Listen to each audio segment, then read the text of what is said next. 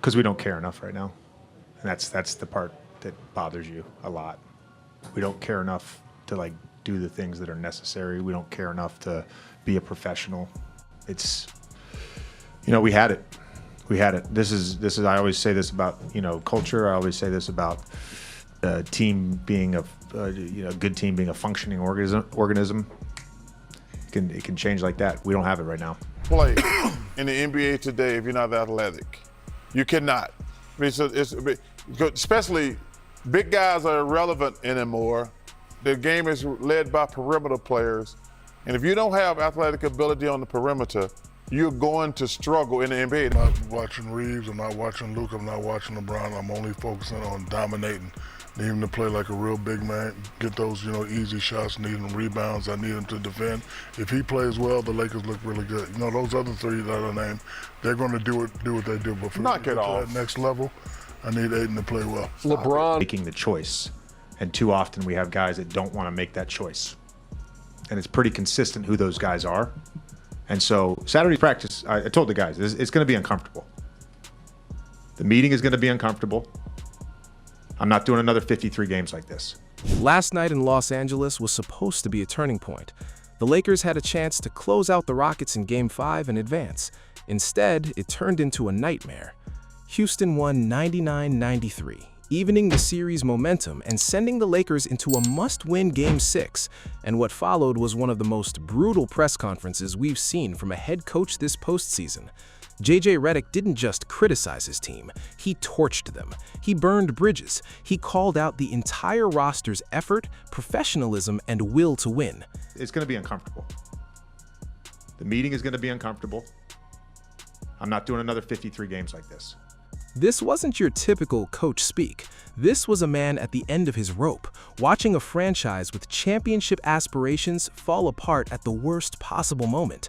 And the scariest part? He's absolutely right. Stop it. Get some help. Let's break down what just happened in Los Angeles, because this is more than just a 3-game losing streak. This is a full-blown crisis, and the Lakers might be headed for disaster. The final score tells you everything you need to know. 119-96, a 23-point blowout on Christmas Day, at home, against a Rockets team that's good, sure, but shouldn't be embarrassing a LeBron James and Anthony Davis-led Lakers squad like this. 119-96 is your final. Lakers for the first time this season have lost. But it wasn't just the final score. It was how they lost. The effort wasn't there from the opening tip. The Rockets came out aggressive, grabbed offensive rebounds on their first 2 possessions, and never looked back. Houston was up 63-50 at halftime, and it felt like the game was already over. The Lakers looked disinterested, disengaged, and completely outmatched in every aspect of the game. Shaquille O'Neal and Charles Barkley didn't hold back during the broadcast either. Shaq called the Lakers not a good team. I watch the Lakers, I'm not watching Reeves, I'm not watching Luke, I'm not watching LeBron. I'm only focusing on dominating.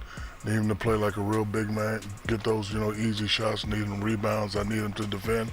If he plays well, the Lakers look really good. You know, those other three that I named, they're going to do what they do. But for knock it off. That next level, I need Aiden to play well. LeBron. Chuck, on the other hand, went even further, saying they can't guard anybody and that athleticism on the perimeter is everything in today's NBA. The Lakers simply don't have it. Well, you know what? They're not one of the 4 best teams in the West, Shaq. They're not. This is the first time this season the Lakers have lost 3 consecutive games. They're 19-9, which still looks decent on paper, but the cracks are showing. And JJ Redick is seeing those cracks turn into canyons. After the game, Redick walked into the press room and didn't waste any time. He was asked about the team's inability to execute the game plan, particularly on the glass and with turnovers. His response? Devastating. Fair enough right now. And that's the part that bothers you a lot. We don't care enough to like do the things that are necessary. We don't care enough to be a professional. Let that sink in. An NBA head coach just stood at the podium and pointed directly at the failures, the passivity, the mental lapses, the unforced errors that are costing his team a series they had already won on paper. He didn't dance around it. He didn't give generic answers about needing to adjust or execute better. He named the problem out loud. And he wasn't done. Redick was asked how a team that controlled this series so completely through 3 games could fall apart so quickly in games 4 and 5. His answer? Habits can disappear in an instant, and right now, the Lakers don't have the ones required to close out a playoff series. That is a terrifying statement from a second-year head coach whose team was 1 win away from the second round. But the most chilling moment came when a reporter asked about what the next 48 hours before Game 6 would look like. Redick's response was ice cold. I told the guys, it's going to be uncomfortable. The meeting is going to be uncomfortable. I'm not doing another 53 games like this.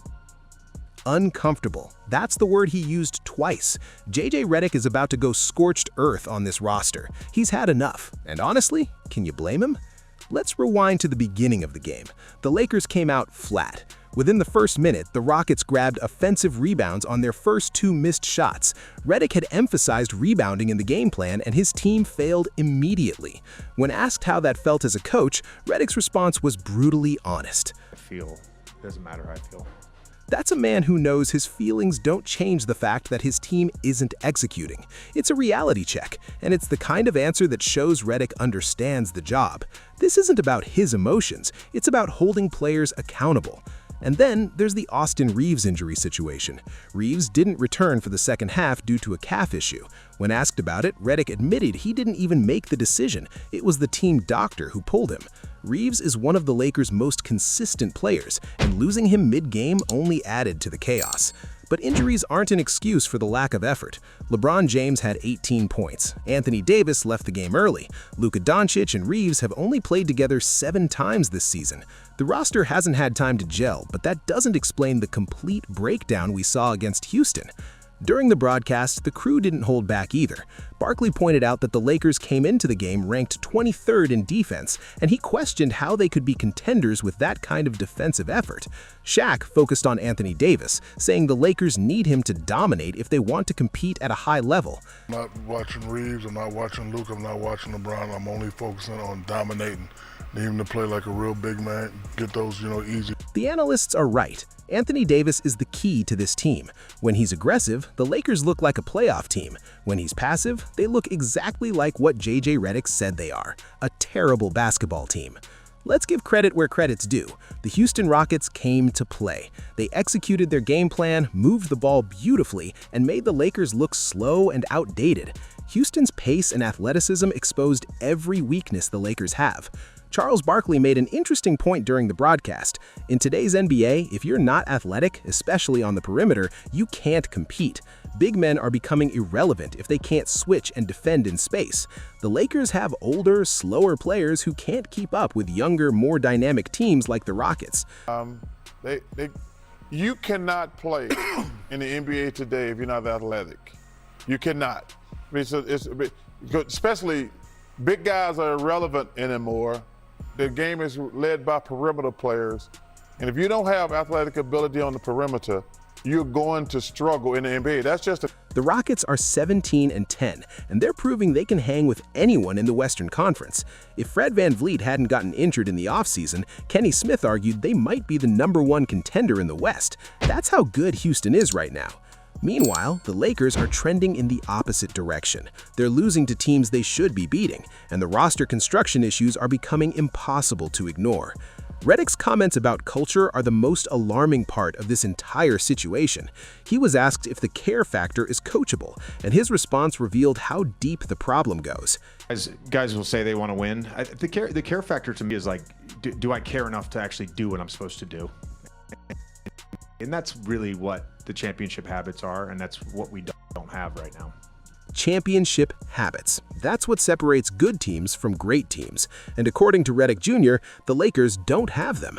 Players are saying they want to win, but their actions don't match their words. They're not doing the little things, boxing out, fighting for loose balls, rotating on defense, that winning teams do consistently. Redick also mentioned that it's pretty consistent who those guys are. He's calling out specific players without naming names. That's a dangerous game to play as a first-year coach, but it shows how desperate the situation has become. He's trying to light a fire under his roster, even if it means risking backlash. We've given everybody a chance. But here's the problem. This is a LeBron James team. LeBron has a massive influence over roster decisions, coaching hires, and the overall direction of the franchise.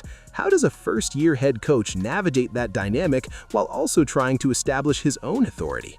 It's a tightrope walk, and one wrong move could blow up in Redick's face. There's also the Anthony Davis factor. AD has been inconsistent this season, and Shaq's criticism isn't wrong. The Lakers need Davis to be a dominant force every single night, not just when he feels like it. If AD isn't engaged, this team has no chance against the elite competition in the West. Let's zoom out for a second. The Lakers are 19-9, which is still a solid record. They're in the playoff picture, but the Western Conference is loaded this year. The Rockets, Nuggets, Thunder, and Mavericks are all legitimate threats. If the Lakers keep playing like this, they're going to get bounced in the first round, if they even make it that far. The margin for error is razor thin, and the Lakers are wasting games they should be winning. They can't afford to drop games to teams like Houston, especially not in blowout fashion. Every loss matters in a conference this competitive. And then there's the elephant in the room. LeBron James is 40 years old. This might be his last realistic shot at another championship. The clock is ticking, and the Lakers are running out of time to figure things out. Redick's press conference was a wake-up call. He didn't sugarcoat anything. He didn't protect his players. He told the truth, and the truth is, it's ugly. The Lakers don't care enough right now. The question is whether that message will resonate. Will players respond with urgency and professionalism, or will they tune out their first-year coach and continue sleepwalking through games? Saturday's practice is going to be a turning point. Either the Lakers come together and rediscover their identity, or this season spirals out of control. There's no middle ground anymore.